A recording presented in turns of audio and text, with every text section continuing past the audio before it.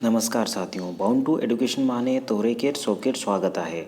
पंचपर्गनिया भाषा व्याकरण को आगे बढ़ाते हुए आज हम लोग व्याकरण का एक बहुत ही महत्वपूर्ण चैप्टर करेंगे, कारक, जिसे पंचपर्गनिया में सारिन भी कहा जाता है। तो कहीं कहीं आपको कारक लिखा हुआ मिल जाएगा, लेकिन कहीं कहीं आपको सारिन लिखा हुआ भी मिल सकता है।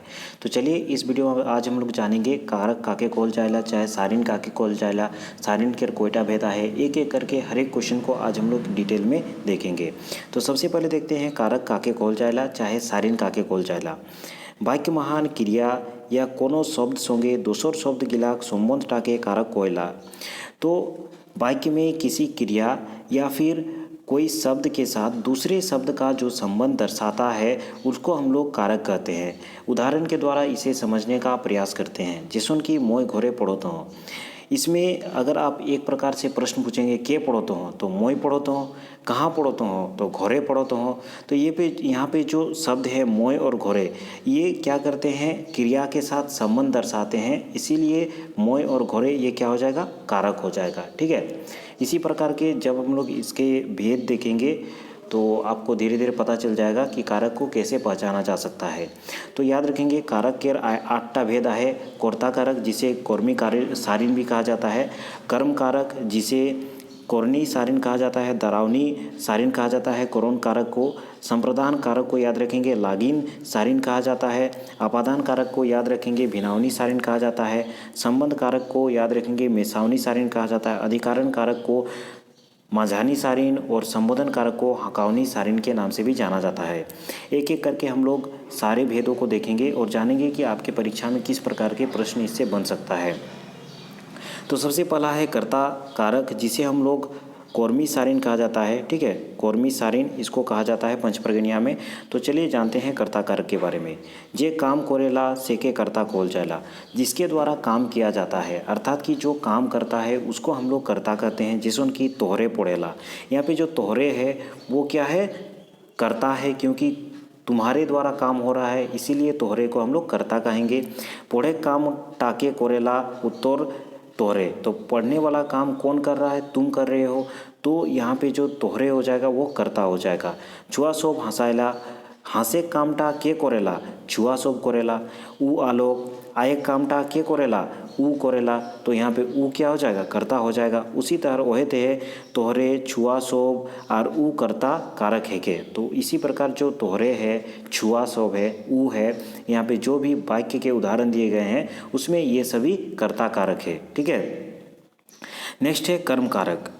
क्रिया के फल जेकर ऊपर पड़ेला सेटाके कर्म कारक कहल जाएला। क्रिया का फल जिसके ऊपर पड़ता है उसे कर्म कारक कहा जाता है। जैसे उनकी ऊ तोके पिटेला, उकोर पिटोल टाई के दुखाएला तोके। तो एक उदाहरण दिया गया है, ऊ तोके पिटेला, ऊ तुमको पीटता है। तो ऊ जब पीटता है तो किसको दर्द हो रहा है, तुमको दर्द हो रहा है। अर्थात कि क्रिया के द्वारा जो कार्य किया जा रहा है उसका फल किसके ऊपर पड़ रहा है, तुम्हारे ऊपर पड़ रहा है। वही चीज़ यहाँ पे कहा गया है कि क्रिया के द्वारा जो भी काम किया जाता है उसका फल जिसके ऊपर पड़ता है उसको हम लोग कर्म कारक कहते हैं। अर्थात कि कर्म क्रिया का फल जिस पर पड़ता है उसको कर्म कारक कहा जाता है, अर्थात कि कर्णी सारिन कहा जाता है। ठीक है।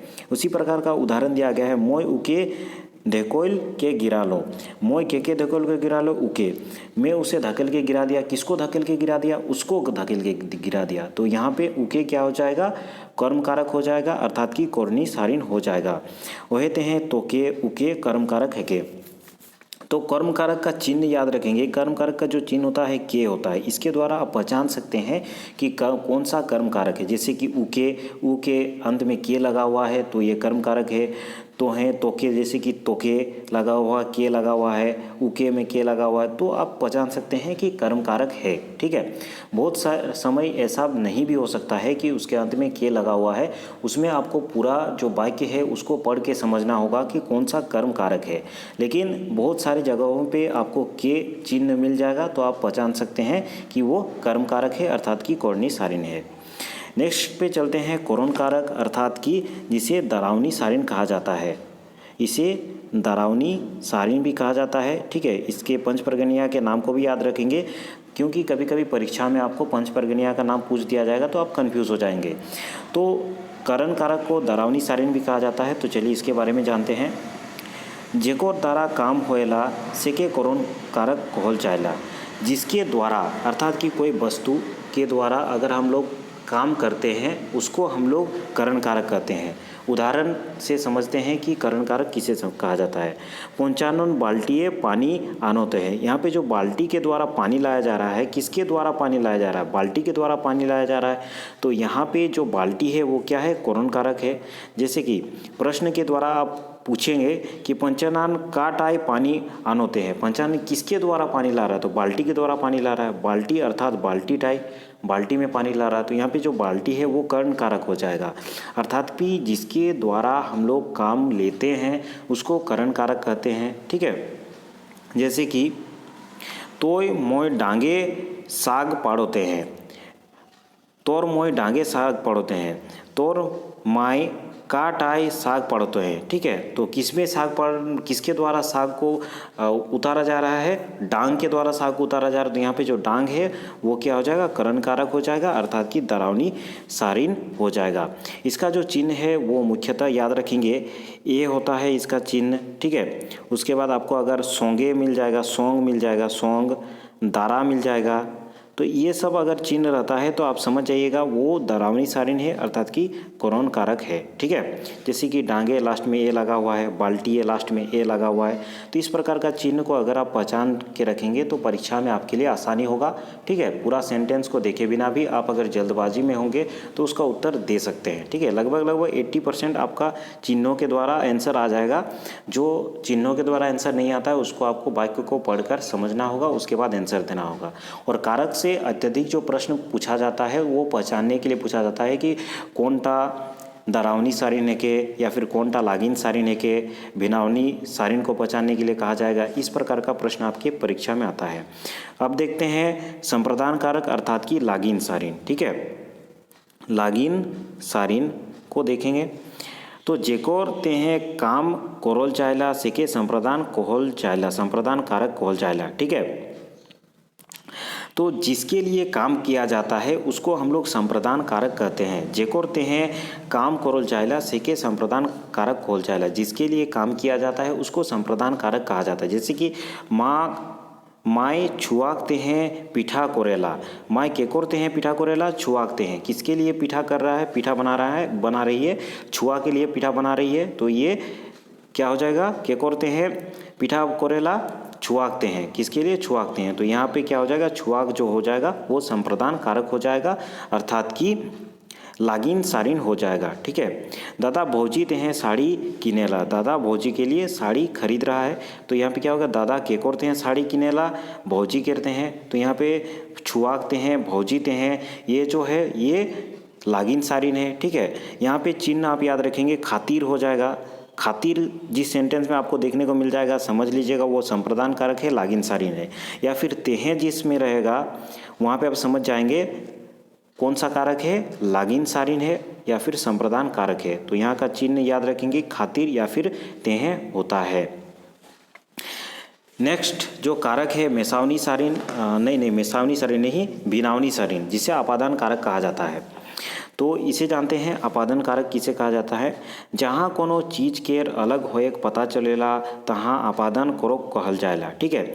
जहाँ पे किसी चीज़ का अलग होने का पता चलता है उसे हम लोग अपादान कारक कहते हैं। उदाहरण के द्वारा देखते हैं, कोई दो चीज़ है, वो दो चीज़ से एक चीज़ अलग हो जाता है तो उसे हम लोग अपादान कारक कहते हैं। जैसे कि रामानोन बुंडू लेक आलोक, कहाँ से आया? बुंडू से। रामानोन कहाँ लेक आलोक? बुंडू लेक।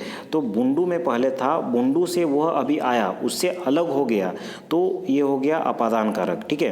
तोरे हाट लेक गुरलोक, कहाँ लेक गुरलोक? हाट लेक गुरलोक। तो हाट पहले हाट में था, वो हाट से घूम के आ गया, अर्थात कि वो हाट से अलग हो गया। तो यहाँ पे जो हाट लेक गुरलोक हाटले हो जाएगा, ये हो जाएगा आपका अपादान कारक भिनावनी सारिन। ठीक है।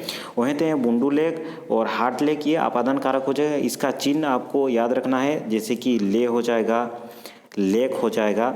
ये दो चिन्ह आपको अगर देखने को मिल जाएगा तो वो अपादान कारक हो जाएगा। जैसे कि यहाँ की लेक है, ले है, ये दोनों ही चिन्ह के द्वारा आप अपादान कारक को, जिसे भिनावनी सारिन कहा जाता है पंचपर्गनिया में, इसको आप पहचान सकते हैं। नेक्स्ट चलते हैं संबंध कारक, ठीक है, जिसे मेसावनी सारिन कहा जाता है। जोखन कोनो चीज केर कोनो दूसरा संगे संबंध मालूम होइला तो कौन संबंध कारक कहल जाएला।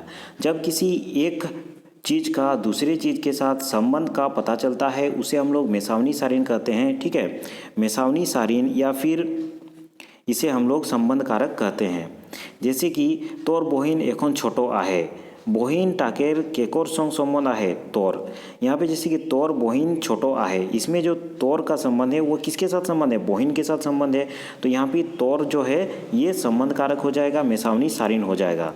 उसके बाद नेक्स्ट देखते हैं मायक बाप के नाना कोयला, केकोर बाप के नाना कोयला, मायक बाप के। तो यहाँ पे तोर और मायक जो है ये संबंध कारक है, मेसावनी सारिन है, ठीक है। मेसावनी सारिन का जो चिन्ह है उसे याद रखेंगे, केर, कोर, एक। ये चिन्ह अगर आपको देखने को मिल जाएगा तो आप याद रखेंगे वो मेसावनी सारिन है, अर्थात कि संबंध कारक है, ठीक है। नेक्स्ट पे आते हैं अधिकारण कारक, जिसे मजानी सारिन कहा जाता है। जहाँ काम होएला सेटा के अधिकरण कारक कहल जाएला। जहाँ पे काम होता है उसे हम लोग अधिकरण कारक कहते हैं। जैसे कि हमरेक बनियार गिला खेते धान रोपोत हैं। तो यहाँ पे एक क्वेश्चन देकर आप पूछ सकते हैं कि हमरेक बनियार गिला कहाँ धान रोपोता है, उत्तर होगा खेत में। अर्थात कि जिस जगह पे जहाँ पे काम हो रहा है उसे हम लोग अधिकरण कारक कहते हैं। उसी प्रकार जैसे कि उमन छात ऊपरे बोईसा हुई, उमन कहाँ बोईसा हुई, छात ऊपरे, ठीक है, कहाँ पे बैठा है, छात ऊपरे। तो इसी प्रकार जैसे कि खेते, छात ऊपरे, ये सब रहेगा तो अधिकरण कारक आप पहचान सकते हैं। इसका चिन्ह को याद रखेंगे, ए अगर रहेगा या फिर महान अगर रहेगा, ऊपर रहेगा, मोइधे रहेगा, ठीक है, ऊपर रहेगा, मोइधे रहेगा। तो इस प्रकार का अगर चिन्ह रहता है तो आप पहचान सकते हैं कि वो अधिकरण कारक है, अर्थात कि मझानी सारिन है। नेक्स्ट चलते हैं संबोधन कारक, जिसे हम लोग हकावनी सारिन कहा जाता है पंचपर्गनिया में। तो इसे जानते हैं कि संबोधन कारक चाहे हकावनी सारिन काके कहल जाएला। केको डाके खातिर जे भावटा व्यक्त करल जाएला सेटाके संबोधन कारक कहल जाएला। तो किसी को बुलाने के लिए जिस भाव को व्यक्त किया जाता है उसको हकावनी सारिन या फिर संबोधन कारक कहा जाता है। जैसे कि हे भगवान मोर ऊपर दया करो, तो हे भगवान, भगवान को बुलाया जा रहा है भक्ति के खातिर, ठीक है, भगवान को बुलाया जा रहा है। तो यहाँ पे जो हे भगवान है वो क्या हो जाएगा, संबोधन कारक हो जाएगा, हकावनी सारिन हो जाएगा। तो इसका जो चिन्ह है वो याद रखेंगे, जैसे कि ए रहेगा, रे रहेगा, अरे, हो, अहो, हे, एगो, एलो, ये सब जो रहता है, अर्थात कि किसी को बुलाने के लिए, किसी को हकाने के लिए जिन शब्दों का उपयोग किया जाता है उनको हम लोग हकावनी सारिन अर्थात कि संबोधन कारक कहते हैं। उसी प्रकार का जैसे कि उदाहरण दिया गया है, एलो, यहाँ पे ये एलो क्या है, वो हकावनी सारिन हो जाएगा। छी, छी, ये जो छी है ये भी हकावनी सारिन संबोधन कारक हो जाएगा, ठीक है।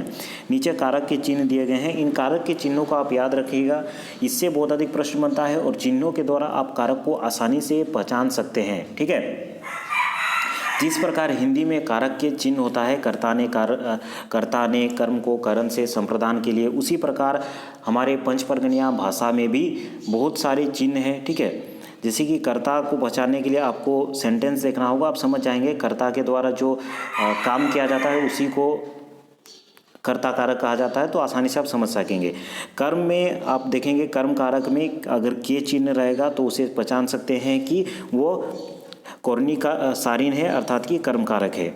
करण कारक में अगर कोर, केर, ओक, एक, दारा, द्वारा ये सब रहेगा, सोंगे ये सब रहेगा तो वो करण कारक हो जाएगा। संप्रदान कारक में के, तेहें, खातिर, लागिन ये सब रहेगा तो संप्रदान कारक हो जाएगा। अपादान कारक में लेक या फिर ले रहेगा तो वो अपादान कारक हो जाएगा।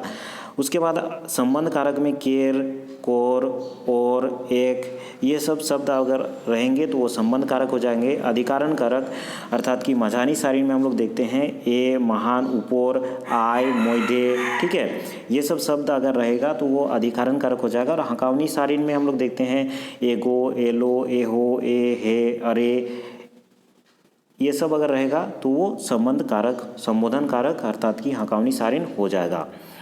तो हम लोग सारिन के बारे में बहुत ही महत्वपूर्ण चैप्टर को किए। इसके बाद वाले चैप्टर में, इसके बाद वाली वीडियो में हम लोग सारिन से संबंधित जो भी ऑब्जेक्टिव प्रश्न बनेंगे उनको देखेंगे।